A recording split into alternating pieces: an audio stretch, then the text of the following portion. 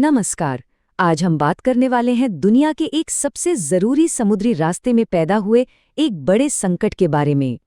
तो चलिए सीधे मामले की तह तक चलते हैं और शुरुआत करते हैं इस एक नंबर से 2000।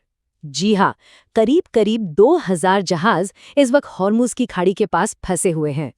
जाहिर है इसकी वजह से एक जबरदस्त समुद्री ट्रैफिक जैम लग गया है। तो बड़ा सवाल यही उठता है कि आखिर ये सब हो क्यों रहा है? क्या वजह है इस सिचुएशन की? देखिए, ये कोई छोटी-मोटी देरी या रुकावट नहीं है। ये असल में एक तरह की अघोषित नाकाबंदी है, जो उस तंग समुद्री रास्ते पर लगाई गई है, जिसके एक तरफ ईरान है और दूसरी तरफ ओमान और यूएई।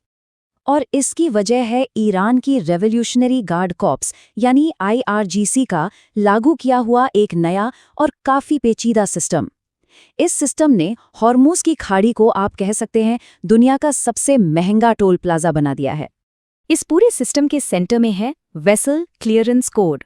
ये एक तरह का मैंडेटरी परमिट है जो अब हर जहाज को यहां से गुजरने के लिए हासिल करना ही होगा। तो सवाल ये है कि ये टोल वाला सिस्टम आखिर काम कैसे करता है? मतलब पानी के ऊपर असल में होता क्या है? ये एक पूरा मल्टी स्टेप प्रोसेस है। जहाज़ों को पहले आईआरजीसी से जुड़े बिचौलियों से कांटेक्ट करना होता है, फिर अपनी सारी डिटेल्स देनी होती हैं। आईआरजीसी सब कुछ रिव्यू करके कोड जारी करता है और जिन जहाज़ों के पास ये कोड नहीं होता उन्हें साफ साफ वापस भेज दिया जाता है। मतलब सारा कंट्रोल अब आईआरजीसी के हाथ में है। अब आते हैं इसकी कीमत पर। खबरों के मुताबिक यहाँ से सुरक्षित निकलने की कीमत यानी इस सर्विस का चार्ज हर जहाज के लिए $2 मिलियन तक जा सकता है। और ये जो पेमेंट का सिस्टम है ना, ये भी बड़ा अजीब है। फीस ऑफिशियली तय नहीं है। पेमेंट सीधे नहीं बल्कि बिचौलियों के जरिए होती है। और कुछ खबरें तो ये भी हैं कि पेमेंट चीनी युआन में मांगी जा रही है। जो जहाज पेमेंट करते हैं उन्हें ईरान बाकायदा हथियारबंद एस्कॉर्ट भी देता है। चलिए अब समझते हैं कि आखिर ये हॉर्मुज इतना जरूरी क्यों है। मतलब एक छोटा सा समुद्री रास्ता पूरी दुनिया की इकोनॉमी पर इतना बड़ा असर कैसे डाल सकता है? इस एक आंकड़े को देखिए, ये वाकई हैरान करने वाला है।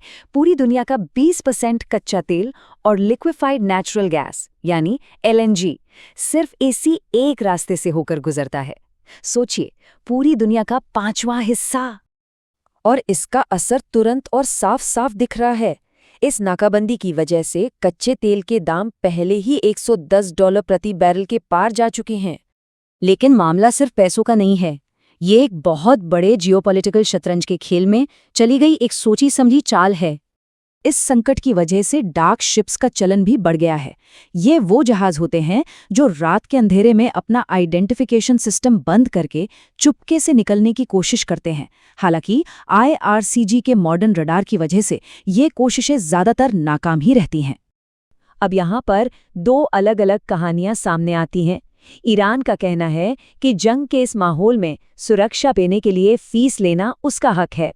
वहीं पश्चिमी देश और यूएई इसे आर्थिक आतंकवाद कह रहे हैं, जिसका मकसद दुनिया भर के व्यापार को रोकना और जियोपॉलिटिकल दबाव बनाना है।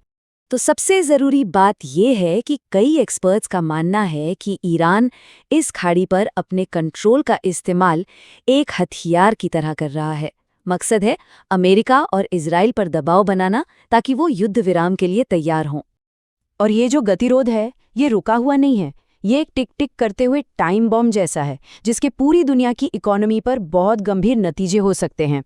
और यहीं पर हम इस मामले के सबसे क्रिटिकल पॉइंट पर पहुंचते हैं। एक डेडलाइन है 6 अप्रैल। कहा जा रहा है कि अगर तब तक कोई डिप्लोमेटिक हल नहीं निकला तो तेल की कीमतें $120 तक भी जा सकती हैं।